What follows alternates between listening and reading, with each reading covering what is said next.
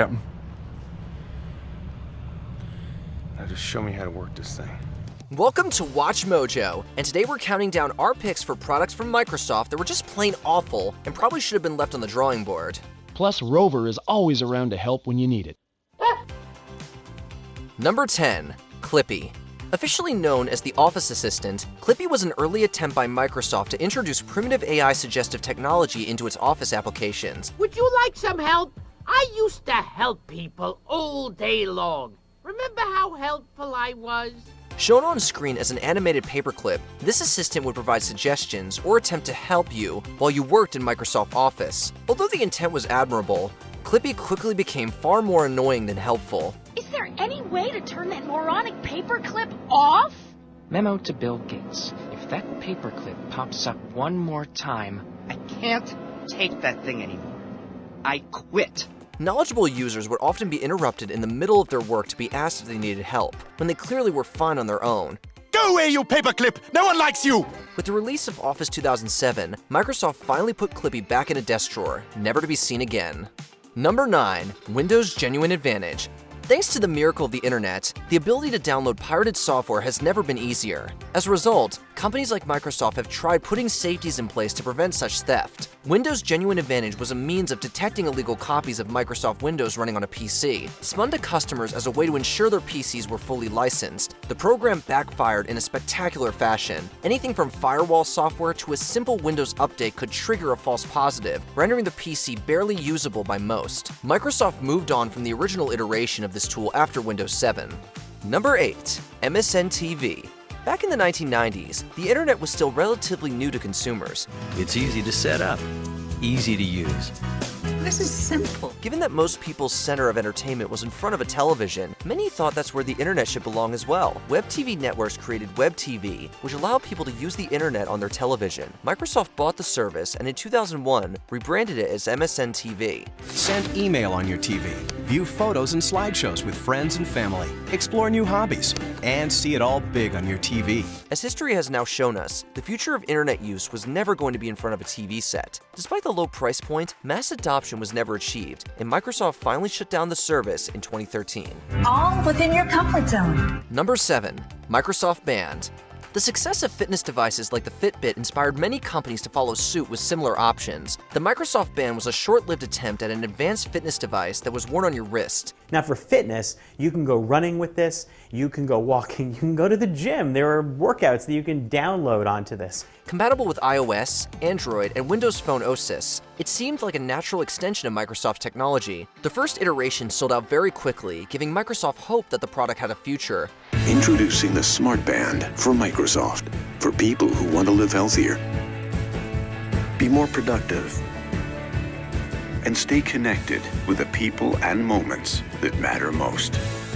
But with the release of Band 2, things slowly went off a cliff. Between the high price point, lack of features, and a plethora of well-positioned competitors, the software company gave up on the product only 2 years after its initial release. With Microsoft Band, there are no limits to what you can do. So do great things. Number 6. Windows Phone. It's time for a phone. Really? Really? To save us from our phones. PC or Mac, Apple or Android, Coke or Pepsi. It seems the market will often steer towards two major brands which consumers then choose between. I think you clearly have a lot more variety than Apple has. There's really one choice in the Apple world. Big screen, little screen, we got a lot of choices. Windows Phone was an attempt by Microsoft to try and surpass their two biggest competitors. A new experience that keeps your life in motion and lets you flow seamlessly through integrated hubs. Hubs that pull the stuff you want and bring it all to one place.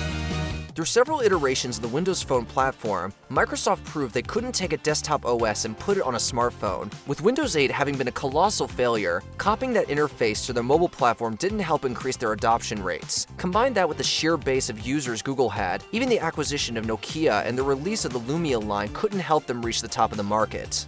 Number 5. Microsoft Bob.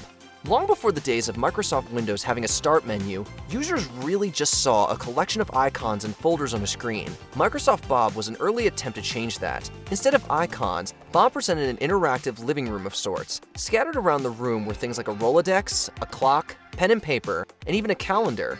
Clicking on the various items would then launch a corresponding application. It also featured animated cartoon characters to help you, which eventually did inspire the aforementioned Clippy. No matter what you need to do, Bob makes computing easier and more enjoyable than ever before.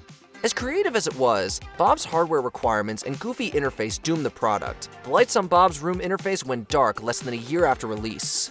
Number 4. Internet Explorer 6. It may have been the most popular browser at the time of its release, but that doesn't necessarily mean it was a success. Released in 2001, Internet Explorer 6 at its peak had about 90% of the market share for web browsers, mainly due to being included with every version of Windows. That amount of users helped illuminate countless security flaws and inconsistent behavior that plagued the software. Repeatedly slammed by developers, IE6 was notorious for its incompatibilities with industry standards that more advanced browsers were already supporting. Numerous dangerous vulnerabilities in IE6's security would sometimes take months to fix, leaving users exposed to would-be hackers. By 2008, support for IE6 across the web began to drop, signaling the end of an era. Number 3. Windows Vista. What is the most infamous failed Microsoft operating system? Windows 8? Windows ME? Not quite. Of all the operating systems the company has released, Windows Vista would have to be considered the biggest failure on the OS side. Intended to be the well-anticipated follow-up to the highly successful Windows XP, Vista never stood a chance in comparison to its elders. Plagued by a long and difficult development cycle, Vista received mixed at best reviews upon release. Some of the biggest criticisms lay around hardware requirements, the new UAC system, and countless other new features. Everyone was happier when Windows 7 finally replaced it in 2009. My new computer came with Windows 7. Windows 7 is much more user-friendly than Windows Vista. I don't like that. Number 2. Zune. Unless you've seen one on the Guardians of the Galaxy movies, it's very likely you've never heard of the Microsoft Zune. There's a lady on there named Alice Cooper that I like a lot. She seems kind of angry, but kind of like stuff we felt when we were kids, you know? Introduced in 2006, the Zune was meant to be a direct competitor with Apple's iPod. I stood in front of a case of iPods and I bought a Zune. What's a Zune? Yep, exactly. Unfortunately, Apple's stronghold on the portable music market pretty much doomed this from the beginning. It was a case of Microsoft trying to play catch-up with a device that users didn't want and an interface that they weren't interested in. Microsoft tried their hand again in the music space with Groove Music, but that came and went even quicker than the Zune did. Zune HD. It's a premium portable entertainment experience. Before we continue, be sure to subscribe to our channel and ring the bell to get notified about our latest videos. You have the option to be notified for occasional videos or all of them. If you're on your phone, make sure you go into your settings and switch on notifications. Number 1. Microsoft Kin. Never heard of the Microsoft Kin? Don't feel bad.